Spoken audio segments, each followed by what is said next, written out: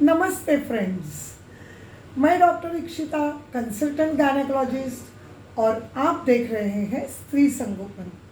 Friends, स्त्री संगोपन में हम विविध विषयों के ऊपर चर्चा करते हैं जो हर उम्र में यानी 15 से लेके 65 की उम्र तक हर महिला को कभी ना कभी एक्सपीरियंस करने को मिलेंगे और जिसके बारे में उन्हें क्यूरियोसिटी रहेगी तो वो स्त्री संगोपन में अपने चॉइस के अकॉर्डिंग वीडियो देखकर जानकारी पा सकती है। तो आज को जो हमारा आज का टॉपिक है वो बहुत ही हॉट एंड डिबेटेबल टॉपिक है। जब भी प्रेग्नेंट पेशेंट मेरे पास आती हैं तो वो मुझे पूछती है कि डॉक्टर मेरी नॉर्मल डिलीवरी होगी या सिजेरियन। तो मैं सबसे पहले ये गलतफहमी दूर करना चाहती हूँ कि नॉर्मल डिलीवरी का मतलब है vaginal delivery and caesarean section. Both are forms of normal delivery because when we call vaginal delivery as normal delivery, the patient जिसका सिजेरियन होता है उसे लगता है कि मुझ में कुछ कमी है, मेरे शरीर में कुछ प्रॉब्लम है, कुछ अबनॉर्मलिटी है, इसके लिए मेरा सिजेरियन हो रहा है। तो फ्रेंड्स, आपके मन से ये गलतफहमी निकाल दीजिए कि normal delivery is vaginal delivery only. Normal delivery है वजाइनल डिलीवरी और सिजेरियन डिलीवरी दोनों है, सिर्फ डिलीवरी से बच्चा होने के तरीके अलग हैं। तो आज हम ये चर्चा करने वाले हैं कि सिजेरियन डिलीवरी क्यों होती है। अभी जो वजाइनल डिलीवरी है उसमें ये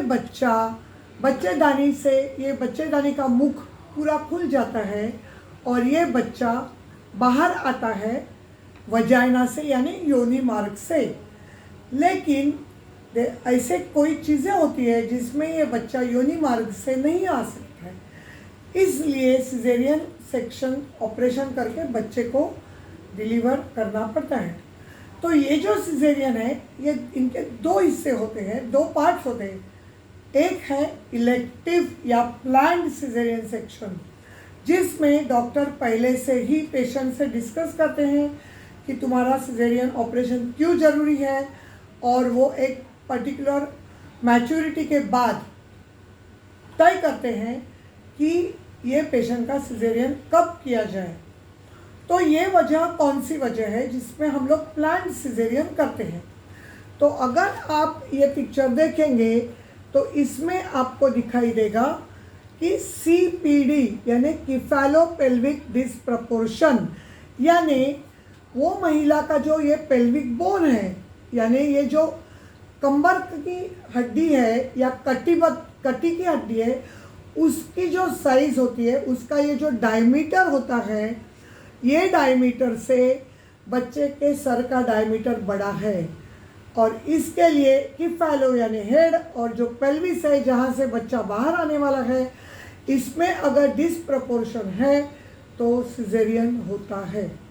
डिलीवरी के प्रोसेस को हम 3 प्रकार बोलते हैं। एक है पैसेंजर यानी बच्चा, दूसरा है पैसेज यानी औरत का ये पेल्विक बोन की साइज़, और तीसरा है फोर्स जो यूट्रस के कॉन्ट्रैक्शंस है जो बच्चे को धक्का मारते हैं। तो अगर ये पॉसिबल नहीं है तो उसका प्लान्ड सिजेरियन करना पड़ता है। फिर दूसरा है प्लाजेंटा प्रीविया। अभी ये जो वार है ये नॉर्मली ऊपर की तरफ होती है, तो जब भी बच्चा बाहर आता है तो पहले बच्चा डिलीवर होगा और फिर वार बाहर आएगी। लेकिन प्रीविया का मतलब है पहले, यानी ये जो वार है ये नीचे की तरफ होगी तो वो बच्चे के पहले बाहर आएगी, तो एक्सेसिव ब्लीडिंग होगी जिसमें बच्चा भी गुजर जाएगा और माँ के हेल्थ को भी रिस्क होगा। तो अगर हम जो सोनोग्राफी करते हैं 37 वीक्स के बाद, उसमें अगर ये प्लाजेंटा नीचे की तरफ है तो पेशेंट को कंप्लीट बेड रेस्ट देते हैं और 38 वीक्स के बाद वो बच्चे की मैच्योरिटी कंफर्म करके फिर उसकी सिजेरियन होती है। फिर आप तीसरा देखोगे तो माल प्रेजेंटेशन का मतलब है बच्चा हेड डाउन नहीं है। अभी बच्चे का हेड कभी नीचे आता है, 37 वीक्स ऑफ प्रेगनेंसी के बाद बच्चे का हेड नीचे की तरफ आने लगता है। क्यों? क्योंकि वो सबसे हेवी चीज़ है और वो बोनी चीज़ है, तो ग्रेविटी की वजह से वो नीचे आता है और फिर वजाइनल डिलीवरी हो सकती है। लेकिन अगर बच्चे का शोल्डर नीचे की तरफ है, थैली के मुख की तरफ है, तो उसको बोलते हैं शोल्डर प्रेजेंटेशन। ऐसा बच्चा बाहर नहीं आएगा। अगर बच्चा इसे आड़ा है तो ये बच्चा बाहर नहीं आ सकता है, क्योंकि ये थैली का जो मुख है 10 सेंटीमीटर खुलेगा, तो इसमें से ये बच्चा बाहर नहीं आ सकेगा। फिर होता है ब्रीच डिलीवरी, यानी ये जो हिस्सा है ये नीचे है, सर का हिस्सा ऊपर है, तो ये ब्रीच डिलीवरी में अगर ये बाहर आएगा तो ये जो हिस्सा है ये अटक सकता है अंदर और ऑब्स्ट्रक्टेड लेबर हो सकता है, और वो बच्चा अंदर सफोकेट होकर उसको ऑक्सीजन नहीं मिलता है और उसका डेथ हो सकता है। इसलिए ब्रीच डिलीवरी जिसमें बच्चा हेल्दी है तो उसको नॉर्मल डिलीवरी होने में दिक्कत आती है। और कौन सी चीज़ है जिसमें वो नॉर्मल इलेक्टिव सिजेरियन सेक्शन हो सकता है, और वो है ओलिगोहेंड्रामनियोस। अभी जैसे हमने देखा कि अंदर जो पानी होता है उसमें ये बच्चा तैरता है। अभी इसको बोलते हैं एमनियोटिक फ्लूइड, जो बच्चे को पोषण भी देता है और बच्चे को बफर करता है। जब ही यूट्रस के कॉन्ट्रैक्शंस चालू होंगे तभी ये बच्चे को, ये गर्भथैली के जो स्ट्रॉन्ग कॉन्ट्रैक्शंस है वो बच्चे पे बुरा असर नहीं करेंगे, क्योंकि ये बच्चा पानी के थैली में तैर रहा है, तो वो उसको प्रोटेक्ट करते हैं, जिसको बोलते हैं बफरिंग मैकेनिज्म। अगर ये पानी बहुत कम हो गया है, यानी एमनियोटिक फ्लूइड इंडेक्स जो नॉर्मल है, जो 13 के ऊपर होता है, अगर ये पानी बहुत कम है तो फिर इसमें बच्चे को, अगर ये 6 से कम है तो बच्चे को लेबर पेन्स के तकलीफ होगी, तो फिर उसका इलेक्टिव सिजेरियन होता है।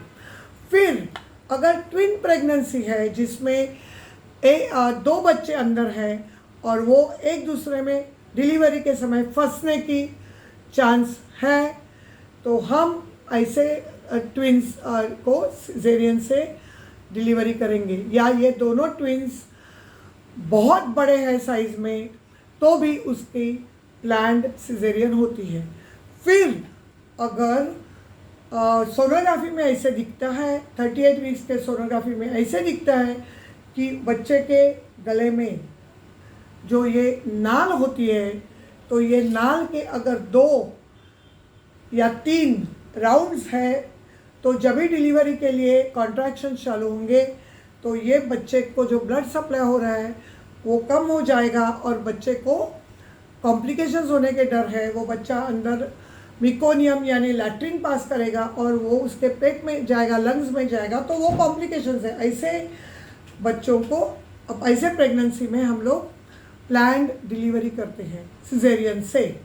फिर अगर माँ का ब्लड प्रेशर बहुत बढ़ रहा है तो उसको ट्रायल ऑफ लेबर नहीं देते हैं और उसका प्लान्ड सिजेरियन होता है। अगर डायबिटीज़ पेशेंट है जिसकी शुगर बहुत बढ़ रही है, जिससे बच्चे का वज़न बहुत ज़्यादा हो रहा है, जिसको हम बोलते हैं मैक्रोजोमिया, शुगर कंट्रोल नहीं हो रही है, तो 38 वीक्स में उसकी मैच्योरिटी कंफर्म करके उसकी प्लान्ड सिजेरियन करते हैं। अभी दूसरा टाइप है इमरजेंसी सिजेरियन सेक्शन, यानी कि नॉर्मली वजाइनल डिलीवरी को ट्राई करते हैं, उसको बोलते हैं ट्रायल ऑफ लेबर, लेकिन किसी वजह से वो नहीं हो सकती, तो फिर हम उसे इमरजेंसी में सिजेरियन करते हैं। अभी उसकी पहली चीज़ है कि ये एब्रेप्शियो प्लाजेंटा, यानी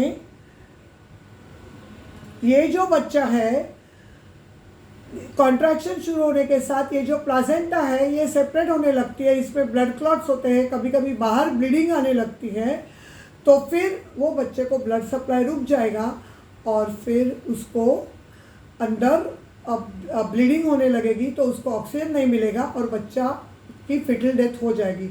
ऐसे चीज़ में इमरजेंसी में सिजेरियन करना पड़ता है।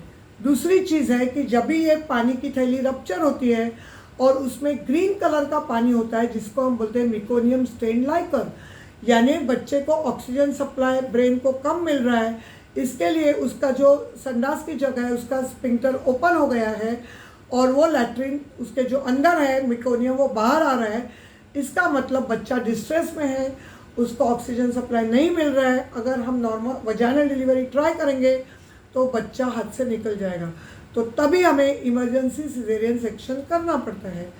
फिर तीसरी चीज़ है कि अगर वो बच्चे के हार्ट बीट्स जो नॉर्मली लेबर में 160 to 180 होते हैं, वो अगर 220 के ऊपर जा रहे हैं या वो 100 के नीचे आ रहे हैं, जिसको सीवियर फिटल ब्रैडिकार्डिया बोलते हैं, ये भी एक इंडिकेशन है कि बच्चे को ऑक्सीजन नहीं मिल रहा है, तो उसको मेंटल रिटार्डेशन हो सकता है, बर्थ एस्फिक्सिया हो सकता है। तो इमरजेंसी में वो पेशेंट का सिजेरियन करना पड़ता है। या कभी कभी पेशेंट का बच्चे का हेड बाहर आने की कोशिश करता है, लेकिन उसके जो शोल्डर्स है वो ब्रॉड है, वो अटक जाते हैं, जिसको बोलते हैं शोल्डर डिस्टोशिया। तो ऐसे कंडीशन में भी इमरजेंसी सिजेरियन करके बच्चे को डिलीवर करना पड़ता है। और बहुत से रीज़न्स हो सकते हैं कि इमरजेंसी में सिजेरियन क्यों किया जाता है, लेकिन ये जो कॉमन रीज़न्स हैं वो मैंने आपको बताए हैं कि सिजेरियन क्यों किया जाता है। तो फ्रेंड्स, मैं उम्मीद करती हूँ कि इसके ये सुनने के बाद आपके मन से सिजेरियन के बारे में जो भी गलतफहमी है वो दूर हो गई होगी। कई बार पेशेंट इल्ज़ाम लगाते हैं कि डॉक्टर मेरी नॉर्मल डिलीवरी होने वाली थी, लेकिन वो वाले डॉक्टर ने पैसे के लिए मेरी सिजेरियन की। तो प्लीज़ ये गलतफहमी आपके मन से दूर कीजिए।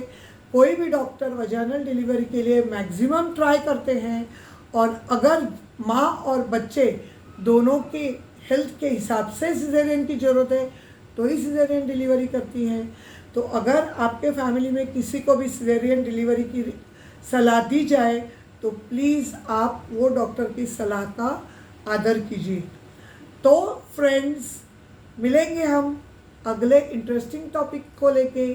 तब तक के लिए मैं आपकी रज़ा लेती हूँ। तब तक के लिए आप खुद की हेल्थ का ख्याल कीजिए और खुश रहिए। धन्यवाद।